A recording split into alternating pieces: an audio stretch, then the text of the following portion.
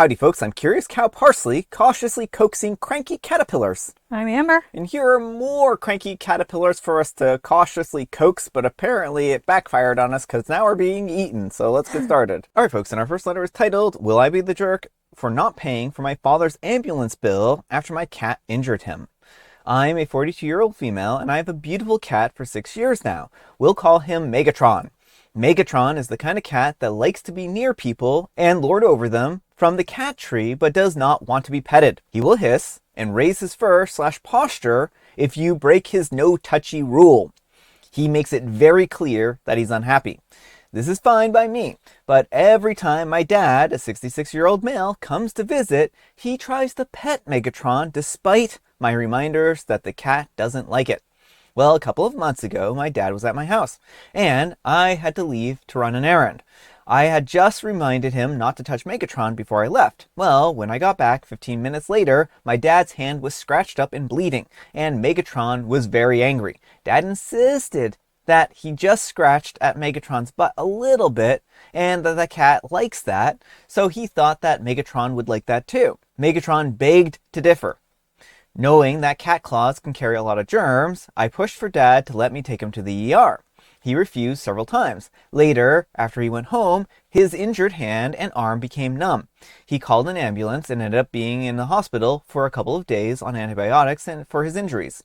I felt awful, but also frustrated because I've been telling him to leave Megatron alone for 6 years now. Dad now has received an ambulance bill and keeps bringing it up. I feel guilty that I haven't paid it, but not only do I not have the money, I warned him to avoid the cat and did offer to take him to the ER right away.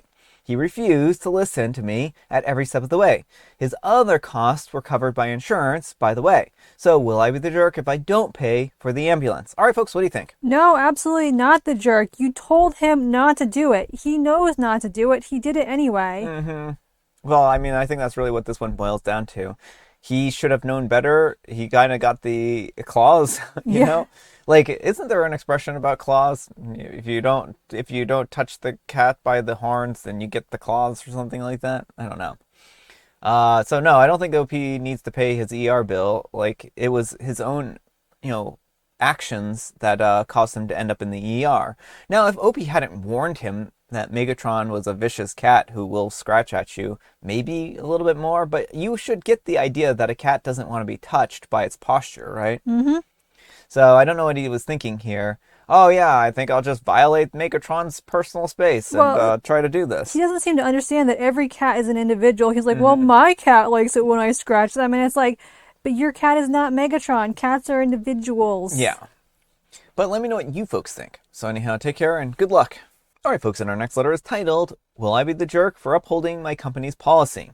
I own a high-end salon and employ many stylists. The way I pay my stylists is hourly wage plus 50% commission.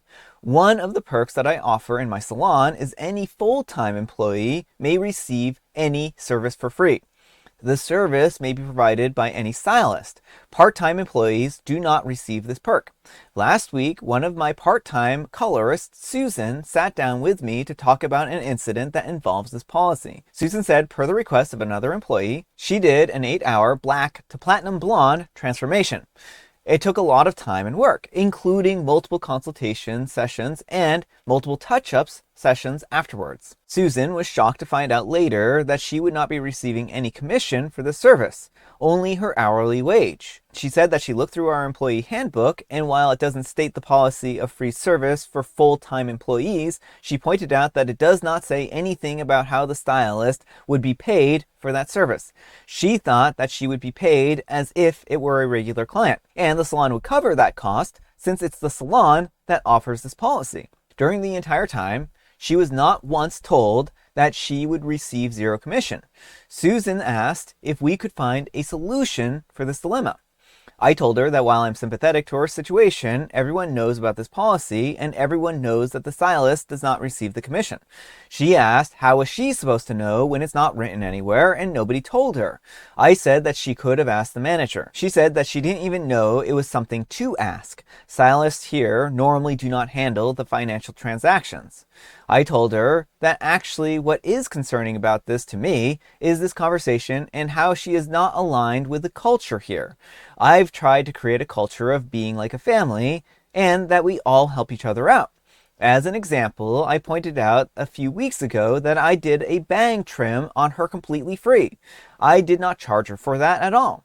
She said that she would happily pay for the bang trim and that it's not as nearly much work as a full black to blonde transformation.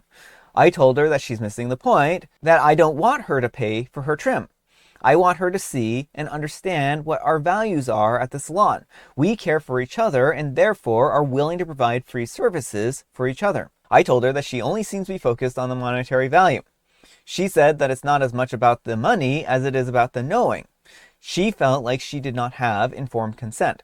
I said that she had every right to say no and that she could have refused the service. She said that she would not have necessarily refused to do it if she had known that she was getting zero commission, but at least she would have known all the information and what she was taking on. I told her that I'm not responsible for her misinterpreting the handbook. She said that there was nothing to interpret, it's not in there. I said that her employee contract states that her pay structure is 50% commission, and that she is supposed to understand that commission is a direct relation to the revenue collected in the salon. And since there's nothing to collect from the employee, that she should have made the connection that she was not going to receive a commission.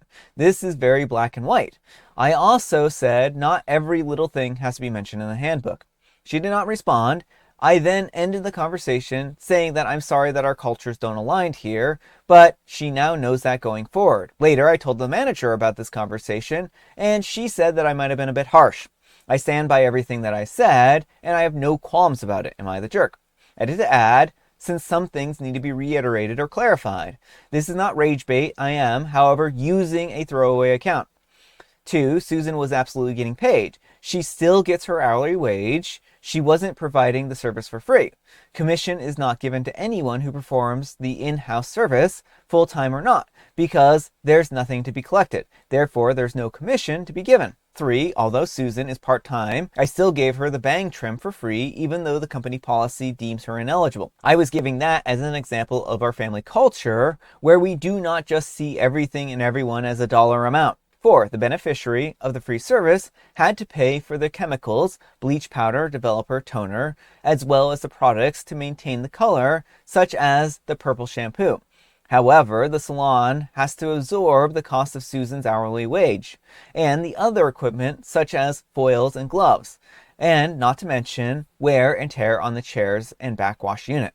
5, the bleach job was done on company time, so the beneficiary had to clock out during the service. Susan did not have to clock out. The policy in the handbook does state that only when we could not book clients on the stylist schedule, then the in-house free service could be performed. Paying clients always take priority. So there is no way Susan had opportunity lost. We rarely get walk-ins day of. Therefore, she was going to be paid the same that day no matter what. 6, we do not force anyone to perform free services. Susan and any stylist reserve the right to say no. But again, we're trying to cultivate an environment where we are happy to help each other in need. All right, folks, what do you think? Yes, OP, you're a major jerk. First of all, for not being clear in your handbook. You keep saying, oh, well, it's in the handbook, and you should understand what this means. When you write a handbook, you need to state things explicitly. It doesn't matter if it's clear in your mind that, oh, well, there's no commission, so you make no commission money. So you're the jerk for expecting her to magically know this and getting upset with her and not intuiting it. You're also the jerk for this whole family helps family type of thing when it seems to only be exploiting people. Like, oh, but the salon is contributing like the wear and tear on the chair. You're forcing your employees to get paid like the amount of money they get paid doing nothing to do an intensive service. Like it took her, 8 hours to do this? And all she was getting paid is the money she would get if she was doing nothing. Yeah. Well, I think that it seems like the person wouldn't have even minded doing it. But the fact of the matter is that they didn't have any kind of forewarning at all, and so they were taken by surprise. And I think that says a lot. Now, the person did read the company handbook clearly, and they didn't understand it. And that's not on them, that's on OP for not writing the company handbook more clearly. Now, if they want to run a business this way, they can run a business this way, but they're going to make people unhappy if they aren't stating these things clearly. And I think that they need to understand that the stylist, Susan, has a point here. And also, like, while OP's like, oh, well, she could have been doing, anything else. I mean, she wasn't going to be losing any opportunity cost. Maybe she could have come in on a different day or something like that, right? Like, she's a part-time worker. She's not receiving the same kind of benefits that everyone else is. And I'm sure that if she had asked for an 8-hour long, in complex type of procedure to be done to her hair, She'd be paying for that herself. yeah, she would probably be paying for that herself since she isn't able to collect on the, same benefits that everyone else does, But OP right? did a 5-minute bang trim for free. Yeah. And, OP claiming that, oh, well, the bang job shows that the kind of company culture that we're trying to cultivate here. Well, that's all very well and good, but a 5-minute bang job, like Amber was saying, is not anywhere near a 8-hour long, bleach and everything like that, right?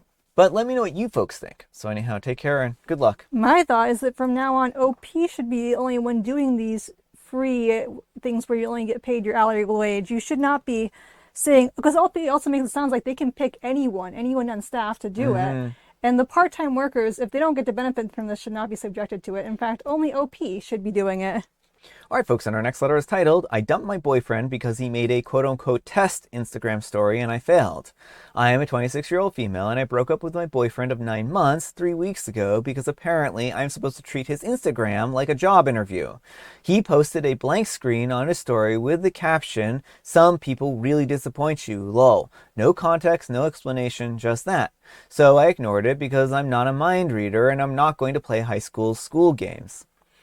I assumed that it was about one of his friends or him just being passive-aggressive about work. Well, apparently it was a quote-unquote test. He said to me that I failed it because I didn't message him right away when I saw it and immediately said that I showed that I didn't care about him. I told him that I don't check Instagram stories every 5 minutes, and if he has a problem with me, he should act like an adult and talk to me instead of throwing shade on his Instagram stories. Then he said again that I was being cold and emotionally unavailable. I said that he was being manipulative and immature. He got angry, and I packed my stuff, and he still is messaging me, telling me that I'm heartless for leaving him over a small thing. I want peace and not stories written in invisible ink that I'm expected to decode while he sits there with his legs crossed waiting to see if I love him enough to notice. Blocked him because it was starting to get too long. All right, folks, what do you think? No, not the jerk. I mean, you're perfectly well within your right to date someone because they're playing games and that you didn't sign up for. Yeah, I mean, these are clearly just manipulation tactics, and if you really wanted to talk to OP, he should have talked to OP and not made like a vague post. Vague posting really is kind of pretty immature in a lot of ways. And like, I understand sometimes it can feel nice to like vaguely post about something, but if you have a problem with your partner, you probably should talk to them and not expect them to read your stories and try to interpret whatever you're trying to say. Just a thought. But let me know what you folks think. So anyhow, take care and good luck. All right, folks, and our next letter is titled, Am I the jerk for banning my friend from my hot tub? I just got a brand new inflatable hot tub. I was so excited about it and spent some time getting it set up. Unfortunately, the water is from a well, and as a result, it took a lot of chemical tweaking to get all of the parameters right for humans to hang out in there. I spent an entire day dosing chemicals, testing, dosing again, and so on. The time finally comes to use it for the first time. My buddy has worked 4 days straight clearing brush, scrubbing campground bathrooms, and taking out the trash here. He has not showered during this time. We go to dinner and I can smell him. I politely ask him if he can shower before getting in the hot tub tonight. He says, no, I'm not that bad. I say, at least you could use some baby wipes and wipe down first. He refuses and gets offended that I asked that. Well, we get in the hot tub, and I got in first about 10 minutes earlier. Water was great. He gets in, and after using it, there's a film on the water. It's gross. I'm going to have to start over, either chemically dosing or just drain and start over. I'm not happy, and I tell him that I feel disrespected. I tell him that he's not allowed back in my hot tub unless he can follow basic hygiene rules. He says that I'm overreacting and that I care about things that don't matter. Am I overreacting? All right, folks, what do you think? No, absolutely not. This is just horrifying. No, no. You are well within your right to expect people to be clean to get into your hot tub. End of story. Yeah, I mean, I think this is really, OP has spent a lot of time and energy getting this hot tub ready, and it does not take that much time to shower. Like, this person has been cleaning, bathrooms for a few days. You need to take a shower after you clean a bathroom, right? Like, that's just kind of a golden rule. I mean, I don't know that, why would you want to just sit around in your own filth after scrubbing a bathroom or taking out trash or cleaning stuff like that, right? Like, I understand that maybe water sometimes is a little bit of a premium, or maybe you can't get hot water or something like that at a campground, but the fact of the matter is that you also don't want to have all those germs on you after you've done, like, cleaning like that. Well, and even if they couldn't before, like OP, it sounds like is offering their use of hot water, so there's no excuse not to take them up on it at that point. Exactly. But let me know what you folks think. So anyhow, take care and good luck. All right, folks, it is tea time. Grab your beverages of choice. I've got some tea right here, and Amber, she has a joke. What do you call a bear with no socks on? I call it a barefoot bear. Yeah, barefoot. Ah. Well, I mean, that was more predictable than it probably should have been. And folks, today is a very special day. It's Hot Tub Day. So make sure to go find your friends who have hot tubs and take hot tubs baths in them. We do not have friends who have hot tubs, nor do we have a hot tub, so we will not be enjoying this day, but I hope you can enjoy that day. And I have Mega Mint. All right, folks, that's all the time we have for today. Thank you so much for watching. Happy Manic Monday, folks. I hope your Monday is off to a great start. Amber, we need some kind of moral advice and or guidance, and please have it on petting cats against their will. Don't do it. Respect cats' boundaries. Yeah, I think that's wise advice. But thanks so much for watching, and we'll see you all tomorrow. Bye.